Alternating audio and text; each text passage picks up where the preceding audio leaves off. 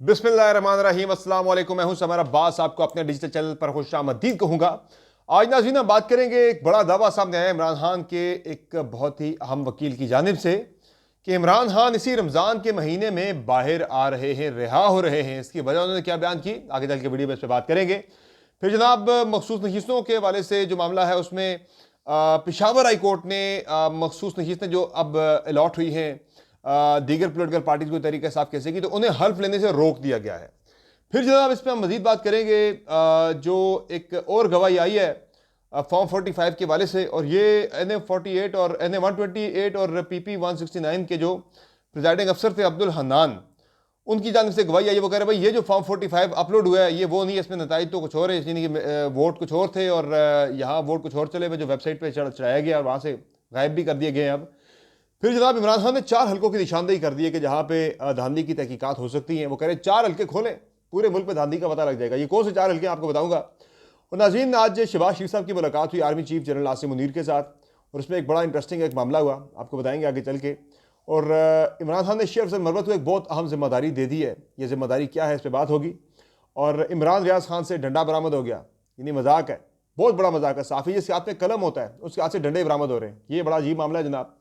और फिर आज की अहम खबर, भुट्टो जुल्फ़िकार अली भुट्टो की जो फांसी थी उससे अदालत ने आज करार दिया कि भाई जो सज़ा थी उसमें फेयर ट्रायल का मौका नहीं दिया गया था।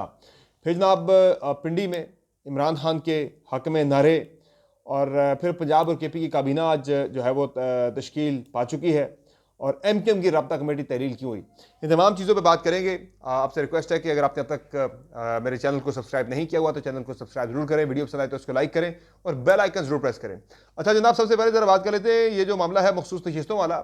मखसूस नशिस्तों के वाले से कल मैंने बात की थी कि माल गनीमत की तरह बांटी गई हैं ये मखसूस नशिस्तें, जो तरीके से आपका हक बनता था। हालांकि जीती हुई जंग में जो ग्रुप जीतता है उसको मिलता है माल गनीमत, लेकिन ये यूनिक एक एग्जाम्पल है कि जहाँ पे हारे हुओं को माल गनीमत बांट दिया गया। और इस पे अब ये हुआ, पेशावर हाई कोर्ट में तहरीक साहब ने पटिशन की, और उस पटिशन पे पेशावर हाई कोर्ट ने ये फैसला दिया है कि उन्होंने कहा जी कल तक का इस पर टाइम मांगा है, और लार्जर बेंच तश्कील करने की जो है वो दे दी गई है। आज 2 रुकनी बेंच ने तजवीज़ दी है, और कल तक के लिए जो है वो अटॉर्नी जनरल से जवाब मांगते हुए रोक दिया है असम्बलियों को, जो नई यानी तहरीक साहब किस्से की सीटें जो रिजर्व अलॉट हो रही हैं बाकी जमातों को, उनसे हल्फ लेने से रोक दिया है मुतल्लिका स्पीकर्स को। फिर जनाब अब जो मामला है यानी जो इंतखाबी धांधली वाला है वो बड़ी एक संजीदा रुख इख्तियार कर रहा है, और हर रोज़ नए से नए इंकशाफात सामने आ रहे हैं। और मैं समझता हूँ, मैंने कल भी बात की थी कि it's a fit case for a judicial commission, जो कि जुडिशल कमीशन बन के सारे मामले की तहकीकात करें, धांधली की, मुनज़्ज़म धांधली की। इसमें जनाब अब ये हुआ है कि कुछ एक तो फॉर्म 45 के बारे में आ रही है कि वो इलेक्शन कमीशन की वेबसाइट से कुछ गायब भी कर दिए गए हैं, और फिर एक और फॉर्म 45 के वाले से एक प्रिजाइडिंग अफसर की गवाही आ चुकी है, और ये प्रिजाइडिंग अफसर है NA169 के, और सॉरी PP 169 और NA128 लाहौर, ये जो सलमान अकरम राजा वाला हल्का है।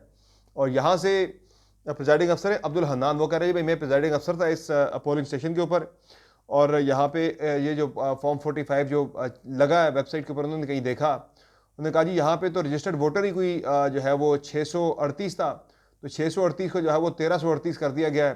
तो ये वो कहते हैं बड़ा जो है वो अजीब काम हुआ है।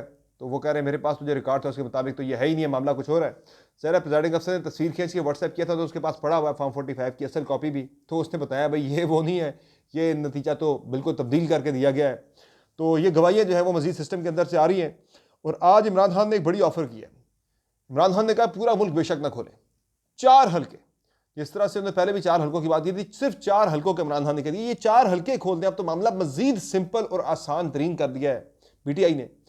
इमरान खान ने आज ये कहा है कि भाई 4 हल्के खोलें, सिर्फ कौन कौन से। उन्होंने कहा जी एक आप हल्का खोलें पेशावर से नूर आलम खान वाला, लाहौर से आप खोलें ओन चौधरी वाला हल्का, और मियाँ नवाज शरीफ वाला हल्का NA130, और इस्लामाबाद के तीनों हल्कों में से कोई भी एक हल्का आप खोल लें।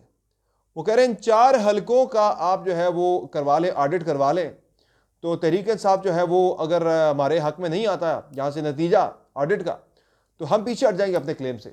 लेकिन वो कह रहे हैं कि पूरे मुल्क में आप छोड़ दें बाकी सारे कुछ को, 4 हल्कों पे कर लें, इन 4 हल्कों से ही धांधली, हमारा जो इल्ज़ाम है धांधली का वो साबित हो जाएगा, दुरुस्त साबित हो जाएंगे हमारे इल्ज़ाम, तो मामला सिंपल हो गया। तो ये 4 हल्कों को खोलना कोई इतनी बड़ी बात नहीं है। इसमें मेरे ख्याल से तहरीक साहब पटिशन करें और मांगे ही 4 हल्के, तो ये 4 लड़कों को खोलना मेरे ख्याल से ईजी हो जाएगा। तो इस पर चीज़ें जो है फोरेंसिक करवा के धांधली जो है वो बड़े आराम से पकड़ी जा सकती है। फिर जनाब अब मामला ये है कि आज एक और काम किया इमरान खान साहब ने। उन्होंने ये किया कि शेर अफजल मरवत के बकौल उन्हें इमरान खान ने पब्लिक अकाउंट्स कमेटी का चेयरमैन नॉमिनेट कर दिया है तहरीक इंसाफ की जानिब से।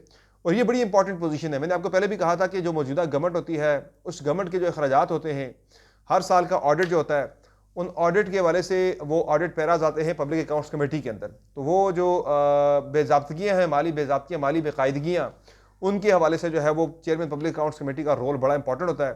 तो अब शेर अफजल मरवत जो है वो ये कह रहे हैं कि मुझे इमरान खान साहब ने ये जिम्मेदारी दे दी है। तो ये बड़ी इंपॉर्टेंट पोजीशन है। इसको अगर बेहतर अंदाज में चलाते हैं शेर अफजल मरवत तो बड़ा मुश्किल हो जाएगा किसी भी वजारत के लिए, किसी भी वजीर के लिए, किसी महकमे के लिए पैसों की खुर्द बुर्द करना।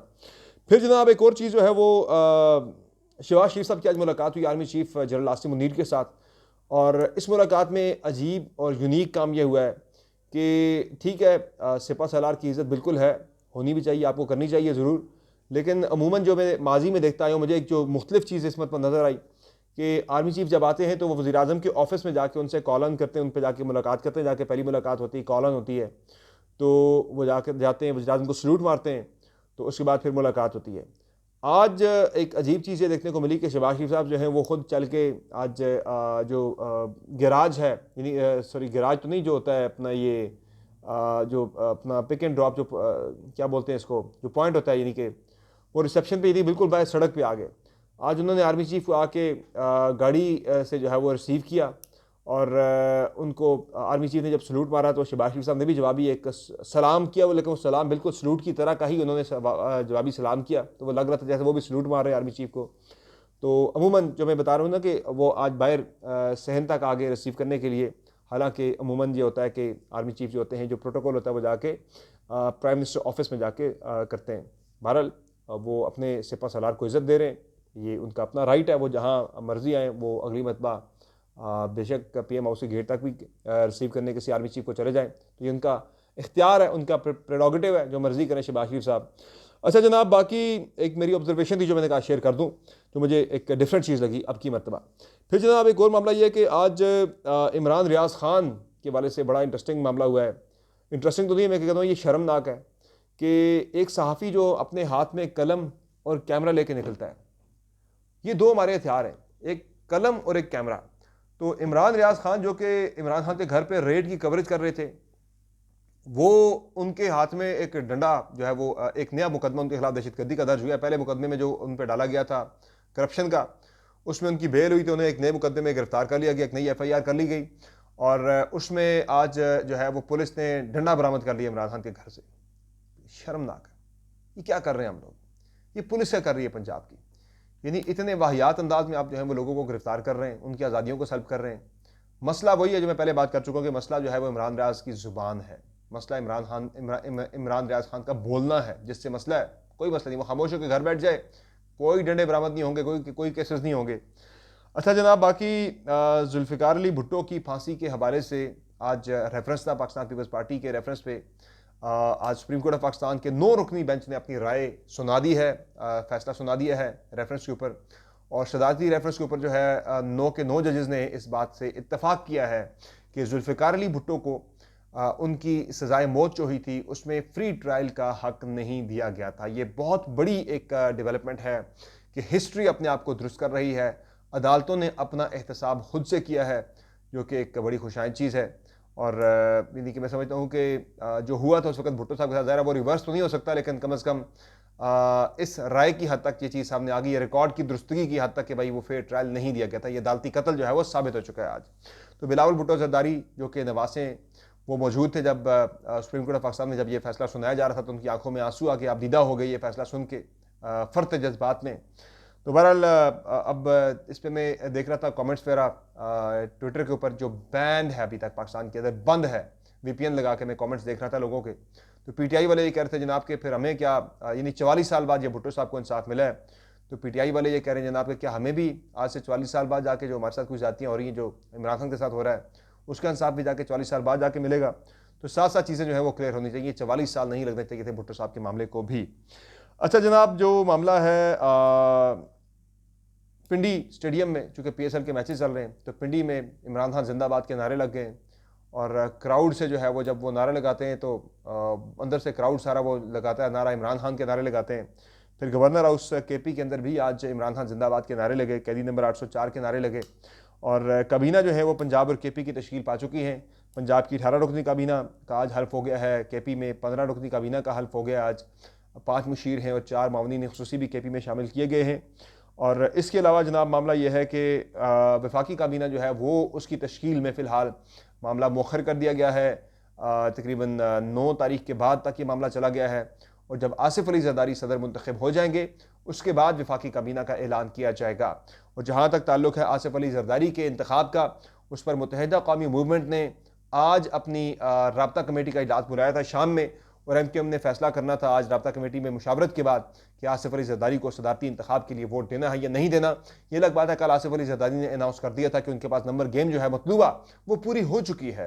तहम इस पर MQM की राब्ता कमेटी जो थी वो 50 से ज़ायद अरकान पर मुश्तमिल थी, वो राब्ता कमेटी ही आज तहलील कर दी गई है। एक तो आपको याद है कि पिछले हफ्ते कुछ ऑडियो लीक्स आई थी कामरान टिसोरी की और मुस्तफ़ा कमाल की, राब्ता कमेटी के अंदर से कोई मेंबर बैठ के रिकॉर्डिंग कर रहा था, तो ऑडियो लीक्स सामने आई थी। उसके बाद मेन वजह यही बनी है और कुछ राब्ता कमेटी में मज़ीद डिसिप्लिन लाने के लिए MQM की 50 से ज़ायद जो अरकान पर मुश्तमिल राब्ता कमेटी थी वो तहलील कर दी गई है और नई राब्ता कमेटी तश्कील पाएगी। ताहम पाकिस्तान पीपल्स पार्टी के आसिफ अली जरदारी को सदारती वोट देने या ना देने के हवाले से MQM की 3 रुकनी कमेटी जो है वो तश्कील दे दी गई है, जो कि कल तक फैसला अपना सुना देगी कि वोट देंगे या नहीं देंगे। मेरी इत्तला के मुताबिक MQM वोट देगी आसिफ अली जरदारी को। फिर जनाब एक और जो मामला है वो है 2 तिहाई वाला। इस पर खैर खबर में कल दे चुका हूँ कि 2 तिहाई अक्सरियत जो है वो मिल चुकी है मौजूदा जो हुक्मरान इत्तेहाद है इसको, और 2 तिहाई अक्सरियत के बाद ये किसी भी किस्म की कानून साजी, किसी भी किस्म की आइन में तरमीम जो है वो कर सकते हैं बड़ी आसानी के साथ। और तरीके से आपको इस बात का खदशा है, वो इस बात के इस खदशे का इजहार कर रहे हैं कि भाई एक अहम तरीन एक आइनी ओहदे पर जो है बराजमान एक शख्सियत को जो है वो तरमीम करके मज़ीद तोसी दी जा सकती है। देखते हैं क्या होता है इस पर। बाकी एक अहम दावा सामने आया है इमरान खान की वकील सलमान सफदर का। उन्होंने ये कहा है कि इमरान खान साहब जो हैं वो रमज़ान के महीने में जेल से बाहर आ जाएंगे। सलमान सफदर साहब ने आज ट्रायल के बाद गुफ्तगू करते हुए उन्होंने कहा जी कि ट्रायल बड़ी तेज़ी के साथ साइफर का भी आगे चल रहा है और इसके साथ साथ उन्होंने ये भी कहा कि जो मामला है ये तोशा खाना वाला और जो निकाह वाला, इस पे भी उन्होंने कहा जी कि अगले हफ्ते इस पर इस्लामाबाद हाई कोर्ट में समाअत हो रही है। और उन्होंने कहा कि चूँकि अब वफाकी काबीना भी तश्कील पा चुकी है, यानी वज़ीर आज़म का और 4 वज़ीर आला के इंतखाबात हो चुके हैं, तो अब कोई वजह जो है वो नज़र नहीं आती, कोई अमर माने नज़र नहीं आता कि जिसकी वजह से इमरान खान को जेल में मज़ीद रखा जाए। तो उन्होंने इस इम्कान का इजहार किया, इस उम्मीद का इजहार किया कि इमरान खान साहब को रमज़ान के महीने में रिहा कर दिया जाएगा। बाकी आज मैं सुन रहा था शेर अफजल मरवत ये बता रहे थे कि इमरान खान को 2 इस वक्त इन्फेक्शन जो हैं वो चल रहे हैं, यानी कि वो तिब्बी मसाइल का शिकार हैं। एक उनकी आँख में इन्फेक्शन है और दूसरा उनके दांत में बड़ा शदीद दर्द है, लेकिन उन्हें उनकी मर्ज़ी के मुआलिज से या उन्हें जो तिब्बी सहूलियात जहाँ से वो मुतमिन हो वहाँ से उन्हें नहीं फ़राहम की जा रही, ट्रीटमेंट जो है वो नहीं फ़राहम की जा रही। बुशरा बीबी के हवाले से भी लतीफ़ खोसा ने बताया कि उनकी सेहत भी काफ़ी ज़्यादा ख़राब हो चुकी है, काफ़ी ज़्यादा गिर चुकी है। जो उन्हें मुज़र सेहत खाना जो है दिया गया था बनीगाला के अंदर, इस पर एक राय ये भी है कि वो कहते हैं कोई पॉइजनस चीज़ जो है वो दी गई थी बुशरा बीबी को, जिससे उनके मामला जो हैं उनका मैदा और बाकी गला जो है वो ख़राब हो गया। तो हम उनको भी ये तरीके से आपके वकला का कहना है कि अभी तक मेडिकल ट्रीटमेंट जो उन्होंने मांगी थी वो उनकी नहीं फ्राहम की जा सकी। तो इमरान खान बुशरा बीबी दोनों बीमार हैं, दोनों को उनकी मर्ज़ी के जो डॉक्टर्स हैं उनसे जो है वो ट्रीटमेंट का मौका नहीं मिल रहा। बाकी इसके अलावा जनाब जो मामला है एक अहम तरीन वो इस वक्त यानी जो कल मैंने आपको बताई थी खबर, GSU का जो एलामिया आया था कल, जिसमें 9 मई के वाले से था कि भाई इन जिन लोगों ने किया है उन्हें जो है वो कानून के कटहरे में लाया जाएगा, वो कानून फेस करेंगे। तो उस पर इमरान खान ने आज अडियाला जेल में गुफ्तगू करते हुए, गैर रस्मी गुफ्तगू करते हुए साथियों से ये कहा है कि बिल्कुल उन्होंने कहा जी कि जो GSU से जो कोर कमांडर्स कॉन्फ्रेंस का एलामिया आया है, मैं उस एलामिया की हिमायत करता हूँ, मैं उसको सपोर्ट करता हूँ। बिल्कुल जिन लोगों ने सानह 9 मई किया है, जो इसके मुर्तकिब हुए हैं, उन्हें कड़ी से कड़ी सज़ा मिलनी चाहिए। ताहम इस बारे से उन्होंने कहा जी कि कमीशन बन के CCTV फुटेजेस को जो है वो देख के ज़रूर जो हैं वो इसमें जो मुलव्वस लोग हैं उनकी निशानदेही और जांच पड़ताल होनी चाहिए, तहकीकात इसकी होनी चाहिए। उन्होंने भी कमीशन का मुतालबा तहरीक के साथ बार बार दोहरा रही है। तो ये जनाब आज की तमाम अपडेट्स हैं जिन पे जो आप तक पहुँचानी थी। तो इंशाअल्लाह अगली वीडियो में आपकी खिदमत में दोबारा हाजिर होंगे, आपको मज़ीद चीज़ें बताएंगे। एक पीपल्स पार्टी ने बड़ा फैसला किया है NA 148 के हवाले से, और फिर मज़ीद जो डेवलपमेंट्स होंगी अगली, वो मैं अगली वीडियो में आप तक पहुँचाऊँगा इंशाअल्लाह। इजाज़त दीजिए, अल्लाह हाफ़िज़।